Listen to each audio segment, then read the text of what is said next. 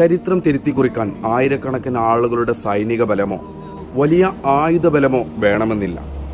അതിനു വേണ്ടത് തോൽക്കാൻ തയ്യാറല്ലാത്ത ഒരു മനസ്സും തളരാത്ത വിശ്വാസവുമാണ്. റമളാൻ 17 ബദർ ദിനം നമ്മെ പഠിപ്പിക്കുന്നത് ഇതാണ്.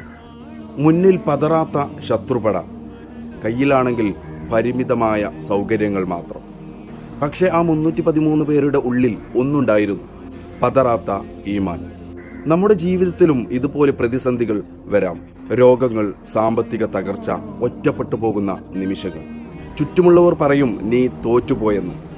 എന്നാൽ ഓർക്കുക, സഹായം വരുന്നത് ആകാശഭൂമികളുടെ നാഥനിൽ നിന്നാണെങ്കിൽ അവിടെ പരാജയത്തിന് സ്ഥാനമില്ല. എണ്ണമല്ല, എണ്ണപ്പെട്ട ഗുണങ്ങളാണ് മാറ്റങ്ങൾ കൊണ്ടുവരുന്നത്. നിന്റെ ലക്ഷ്യം സത്യമാണെങ്കിൽ, നിന്റെ പ്രാർത്ഥനയിൽ ആത്മാർത്ഥതയുണ്ടെങ്കിൽ നിനക്കും നിന്റെ ബദർ വിജയിച്ച് കയറാം.